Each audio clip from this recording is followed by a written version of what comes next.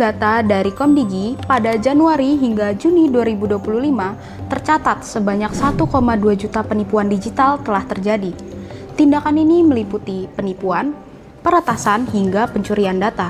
Kelompok lansia menjadi individu yang mengalami imigran teknologi, menjadi penyebab timbulnya kesenjangan karena mereka kurang ahli dalam mencari informasi pada teknologi digital. Oleh karena itu, kalangan lansia cenderung mengalami gagap teknologi yang menjadikan mereka kelompok yang rentan terhadap penipuan digital dan meninggalkan dampak kerugian baik material maupun kerugian emosional. Lantas, bagaimana peran dukungan emosional yang selayaknya didapat oleh lansia? Dalam beberapa tahun terakhir, gelombang penipuan digital semakin meningkat. Indonesia Anti-Scam Center mencatat laporan penipuan digital mencapai angka 274.722 per September 2025. Tak lagi sekedar pesan palsu atau tautan mencurigakan, kini modusnya hadir dalam bentuk yang kian meyakinkan. Dari angka statistik yang besar, ada kisah kehilangan. Tak hanya uang, tapi juga rasa aman dan percaya diri di masa tua. Siang itu, Sri Utami yang berumur 74 tahun menerima pesan dari nomor tak dikenal. Pengirimnya mengaku sebagai kerabat jauh, mengirim file berformat APK yang diminta untuk diunduh. Pada saat itu, saya mendapatkan WhatsApp dari seseorang yang mengaku kerabat jauh saya. Dan saya diperintahkan untuk download file. Setelah saya lakukan, kemudian HP saya mati.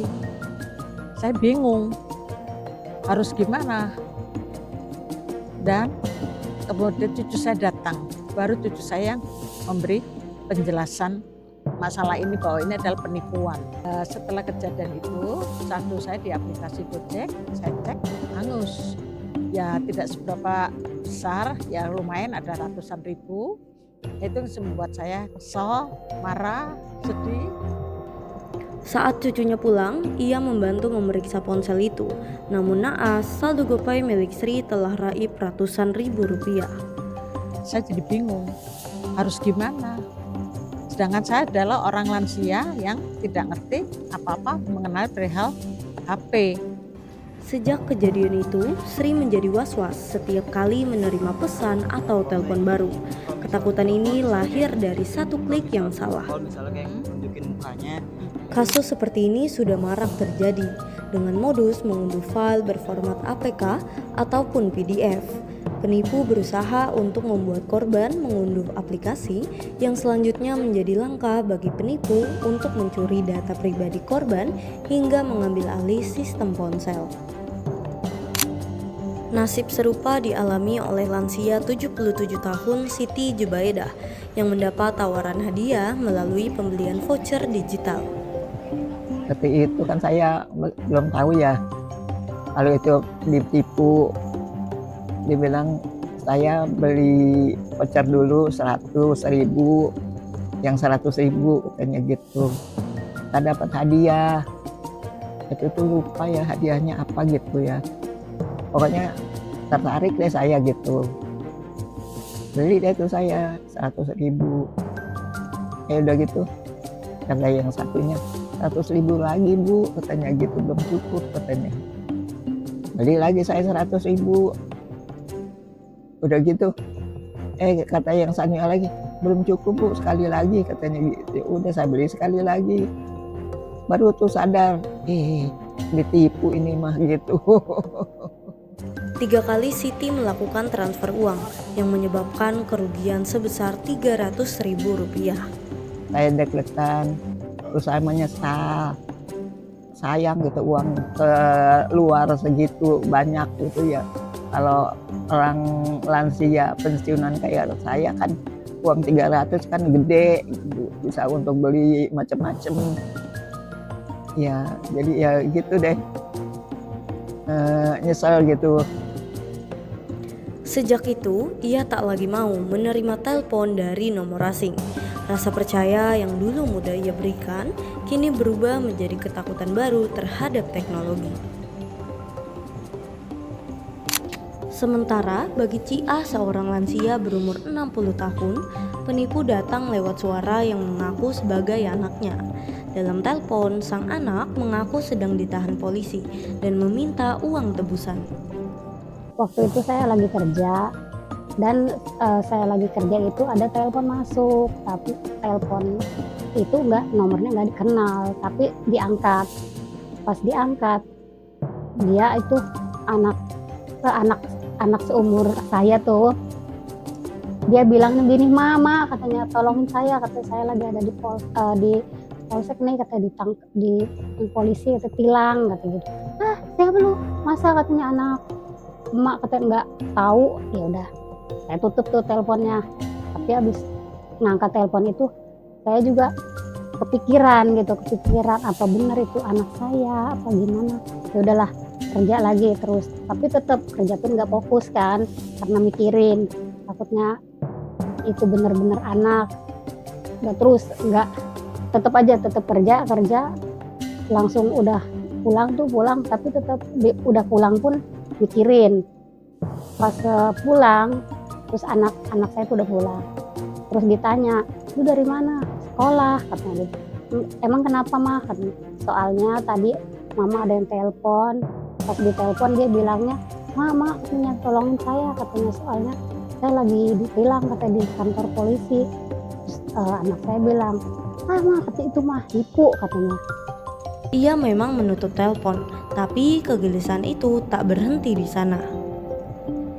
Itu pas di rumah, perasaan saya tuh was-was, takut, deg-degan, takutnya memang itu kejadian anak saya, benar-benar itu anak saya, tapi itu alhamdulillahnya bukan anak saya, tapi tetap khawatir sih. Sejak itu, ia tak pernah lagi menjawab panggilan dari nomor tak dikenal. Dari kisah-kisah itu, psikolog Adventia Seda melihat satu benang merah. Lansia bukan tertipu karena kurang cerdas, melainkan karena kebutuhan emosional mereka. Ingin dipercaya, ingin terhubung, dan ingin merasa dibutuhkan. Kebutuhan afeksi atau secara emosional itu yang paling rentan dialami oleh para lansia untuk dia akhirnya bisa percaya sama pelaku gitu ya.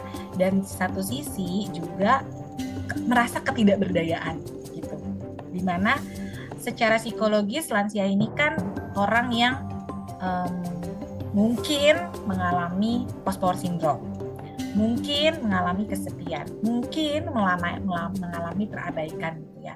Tapi di saat dia mendapatkan harapan gitu ya dari pelaku, pasti ada satu sisi di mana dia ingin menunjukkan diri, ingin berguna, ingin berharga gitu ya, sehingga dia akan melakukan segala macam hal untuk mencapai rasa keberhargaan itu dengan cara misalnya membantu, dengan cara atau usaha bisnis gitu ya. Wah, ada bisnis nih, kamu harus transfer dulu uang sekian, nanti kamu akan dapat pemasukan sekian gitu ya. Kan sebenarnya itu adalah ingin mengembalikan jati diri dia, keberhargaan dia, rasa berdayanya dia, itu juga ada gitu ya, selain tadi secara emosional dan afeksi tadi gitu. Namun, ketika sadar telah ditipu, luka yang muncul jauh lebih dalam. Ada rasa malu, kehilangan kepercayaan diri, bahkan trauma untuk menyentuh ponsel atau membuka pesan apapun. Banyak korban memilih diam karena takut disalahkan. Namun, sebenarnya lansia membutuhkan dukungan penuh dari keluarga dan juga orang terdekat. Apa sih yang harus dilakukan para lansia saat dia menjadi korban gitu ya? Yang pertama tentunya acceptance dulu. Acceptance bahwa dia sudah ditipu, bahwa dia berada di dalam kondisi yang tidak baik-baik saja. Karena selama lansia masih denial, misalnya, harusnya tuh begini, harusnya tuh begitu, aku tuh cuma begini, aku tuh cuma begitu, dia tidak akan berdamai dengan apa yang terjadi dengan dirinya. Jadi yang pertama adalah acceptance. Setelah acceptance kita sudah menerima, oke, ternyata aku ditipu, ternyata aku menjadi korban gitu ya. Baru akhirnya yang kedua kita kelola emosinya. Boleh sedih deh, oke, boleh marah, oke. Dengan cara apa? Meluapkan. Emosi itu kalau dirasakan harus diluapkan, dikeluarkan gitu ya. Jangan ditumpuk-tumpuk. Kalau marah ya marah, silakan, nggak apa-apa marah misalnya dengan kedumel gitu ya, ibu-ibu ya. Aduh ini gimana nih saya nih gitu. atau bapak-bapak, pokoknya meluapkan. Setelah sudah acceptance, sudah diluapkan emosinya, habis itu barulah akhirnya kita kelola dulu lagi dengan baik, yaitu dengan cara sudah diluapkan, yuk kendalikan sekarang. Cukup untuk meluapkannya. Dan nextnya apa? Berbicara dengan nextnya apa, apakah harus menyelesaikan penipuannya? Mungkin enggak harus diselesaikan, tapi dengan oh ya, itu adalah penipuan, aku sudah meluapkan kemarahanku, sudah selesai sekarang, berarti menjadi pembelajaranku, aku tidak akan melakukan itu lagi. Satu. Lalu yang kedua, oke, ini sudah, aku akan berguna deh buat aku sendiri. Dia sebarin cerita dia ke teman-temannya, hati-hati lo ya, ada penipuan gini-gini. Akhirnya dia juga jadi ngerasa bermanfaat juga gitu untuk orang lain. Di tahap ini, peran keluarga menjadi kunci. Lewat kehadiran yang tulus, komunikasi tanpa menghakimi, dan waktu yang dibagi dengan sabar, menjadi terapi yang paling sederhana namun bermakna. Sehingga memang langkah pertama awal adalah mendampingi dan mengatakan bahwa kami di sini untukmu, gitu. Di saat sudah siap untuk bercerita, silakan bercerita. Kalaupun belum siap, kami di sini ada. Karena dukungan yang penuh empati mampu mengembalikan keberanian lansia untuk percaya pada dunia digital kembali. Dukungan dari berbagai pihak, khususnya orang terdekat, menjadi hal yang penting dalam pencegahan, penanganan, hingga pemulihan psikologis pada lansia dalam isu penipuan digital. Lalu, bagaimana cara agar lansia aman menerima arus informasi yang deras di era teknologi saat ini?